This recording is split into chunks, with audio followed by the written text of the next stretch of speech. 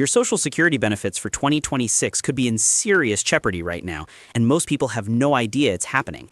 While the news talks about federal workers and government operations, there's a hidden crisis brewing that could affect millions of Social Security recipients. In this video, we're going to break down exactly how an impending government shutdown could delay or even prevent the 2026 cost of living adjustment announcement. We'll reveal the projected COLA amount, show you what it means for your monthly checks, and explain why this matters even if you don't work for the government. Stick around until the end because this situation is more serious than you might think. Welcome to Financial Area, where we break down complex financial news into information you can actually use. If you want to stay informed about Social Security, retirement benefits, and economic changes that affect your wallet, hit that like button and subscribe so you never miss an update. Let's dive right into what's happening. CNBC recently reported something that should concern every Social Security recipient. The Bureau of Labor Statistics confirmed that if there's a government shutdown on Friday, they won't be able to release job numbers, and this could impact critical data collection. Now you might be thinking, what do job numbers have to do with Social Security? Well, here's the thing. The Bureau of Labor Statistics doesn't just handle employment data. They're responsible for releasing hundreds of different reports, including one that's absolutely critical for Social Security recipients, the Consumer Price Index. The CPI report for September is scheduled to be released on October 15th. This isn't just another economic indicator that economists analyze and forget about. This specific report is essential for calculating the Social Security cost of living adjustment for 2026. Without this data, the Social Security Administration literally cannot determine what your COLA will be next year. Let me explain why the September report is so crucial. The cost of living adjustment for Social Security isn't calculated randomly. The Social Security Administration uses a very specific formula. They take the CPIW numbers, that's the Consumer Price Index for urban wage earners and clerical workers, from 3 specific months, July, August, and September. They compare these numbers to the same 3 months from the previous year, and that determines your COLA percentage. Now here's the problem we're facing. We already have the July numbers, we already have the August numbers, but if the government shuts down before October 15th, we won't get the September numbers. And without September, there's no way to calculate the 2026 COLA. So what are we looking at in terms of the actual increase? Right now, the Senior Citizens League, which is one of the most reliable sources for these projections, estimates that the 2026 COLA will be around 2.7%. Now I know what you're thinking, 2.7% doesn't sound like much, and honestly it's not. But let's break down what this actually means in real dollars for the average Social Security recipient. The average person receiving Social Security benefits gets about $2,000 per month. A 2.7% increase on $2,000 comes out to approximately $54 per month. That's an extra $54 in your Social Security check starting in January 2026. But before you start planning what to do with that extra money, there's something else you need to consider. If you have Medicare Part B deducted from your Social Security benefits, and most recipients do, you need to account for the Medicare premium increase as well. The projected Medicare Part B increase for 2026 is about $21.50. So if you take that $54 COLA increase and subtract the $21.50 for Medicare, you're really only seeing a net increase of about $32.50 per month. That's barely enough to cover the increased cost of groceries for a couple of weeks, let alone all your other expenses. But here's what makes this even more concerning. Current inflation is running at about 2.9 to 3% right now. That's higher than the projected 2.7% COLA. Think about what this means. The cost of living adjustment is supposed to help your Social Security benefits keep pace with inflation. But if inflation is at 3% and your COLA is only 2.7%, you're actually losing purchasing power. The things you buy every day, groceries, gas, utilities, medications, are going up in price faster than your Social Security check is increasing. Your money buys less, even with the COLA. And remember, the COLA doesn't kick in until January 2026, but it's based on inflation data from the middle of this year. So if inflation stays elevated or goes higher between now and January, that gap gets even wider. Now let's talk about what happens if this government shutdown actually occurs and drags on. This isn't just a hypothetical scenario, this is a very real possibility based on what's happening in Washington right now. If the Bureau of Labor Statistics can't release the September CPI data on October 15th because they're shut down, that data doesn't just magically appear later. The entire agency goes into a backlog situation.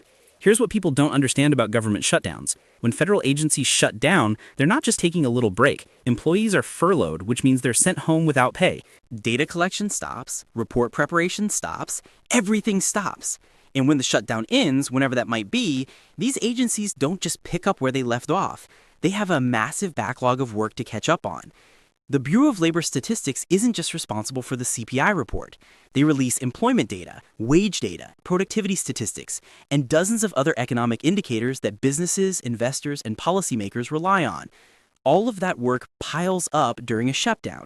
So even if the shutdown only lasts a week or two, it could take a month or more for the BLS to work through the backlog and get back to their normal schedule.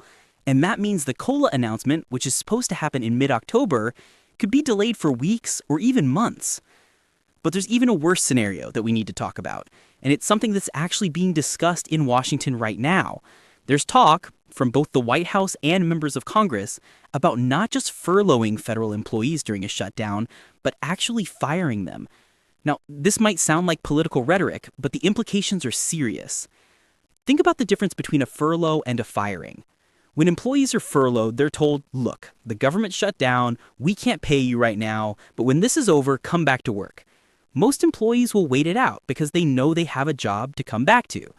But if you fire people, that's a completely different situation. Those employees aren't going to sit around waiting to see if maybe they'll be rehired someday.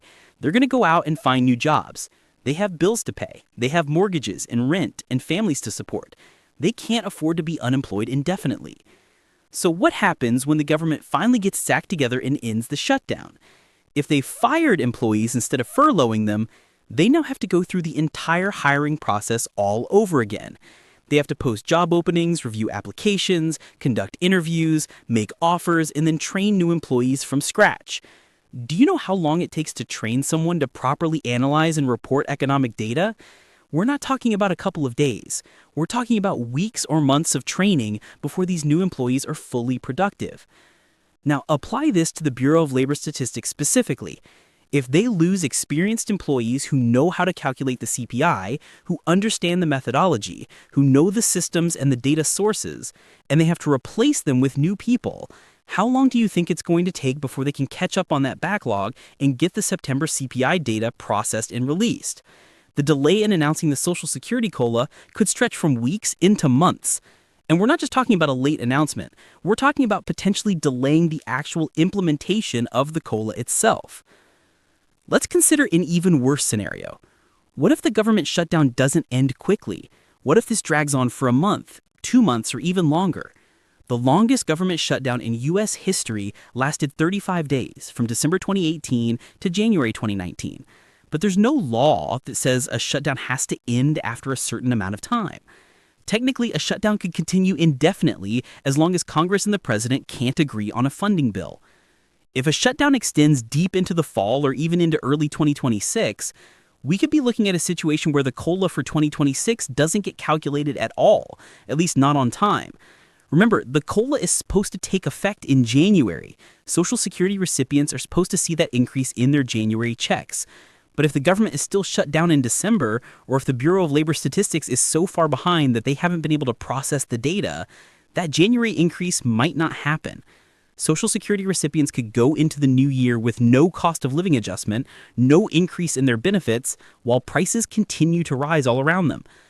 This is not fear-mongering. This is a real possibility based on the current political situation.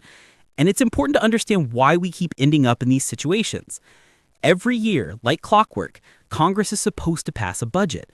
Actually, they're supposed to pass 12 separate appropriations bills that fund different parts of the government.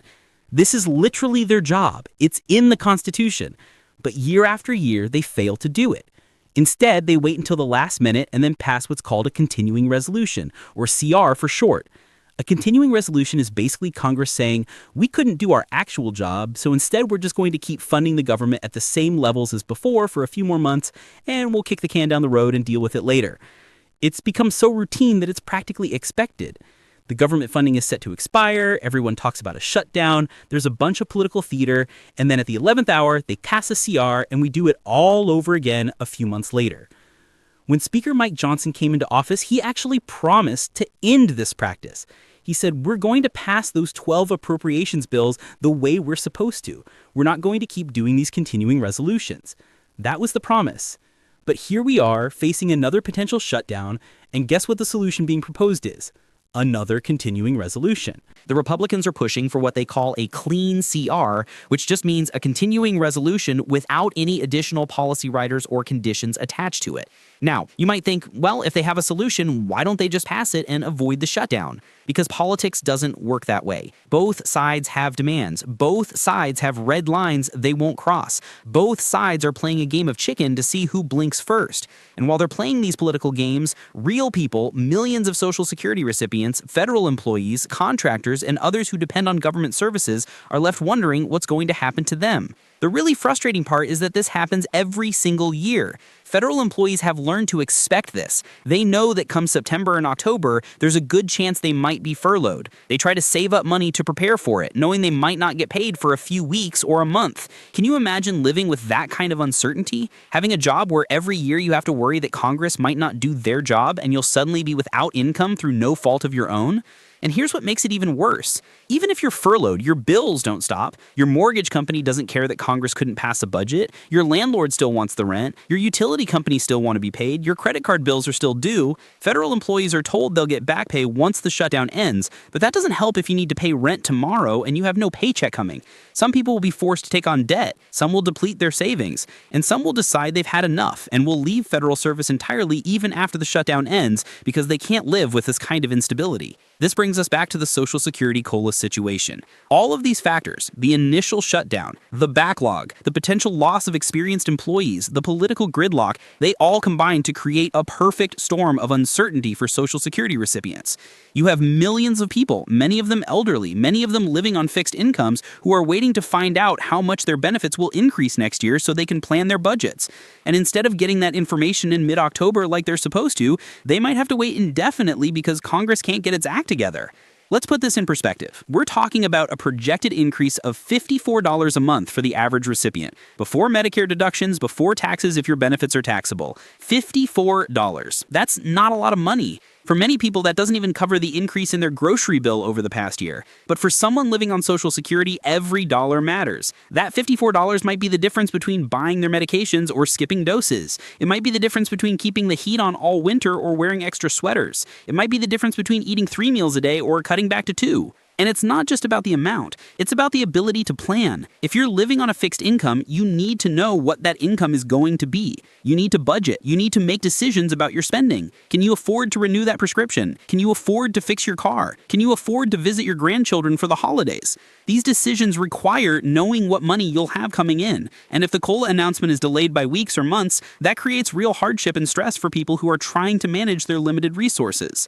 There's also the broader issue of what this says about our government's priorities. Social Security is one of the most important programs in America. Over 67 million people receive Social Security benefits. For most retirees, it's their primary source of income. And yet, the political dysfunction in Washington has reached the point where even something as basic as announcing the annual cost of living adjustment is now at risk. This should be automatic. This should be guaranteed. The fact that it's not shows just how broken the system has become. Now, some people might say, don't worry, even if there's a delay in announcing the COLA, the Social Security Administration will still send out checks. And that's true. Social Security is considered mandatory spending, which means it continues even during a government shutdown. The checks will still go out in January. But here's the thing, if they don't know what the COLA should be, those January checks will be at the same amount as December. No increase. And then later, once they finally calculate the COLA, they'll have to issue retroactive payments to make up the difference. More delays, more confusion, more stress for recipients who are just trying to live their lives. Let's also talk about the disconnect between the COLA calculation and actual living expenses for seniors.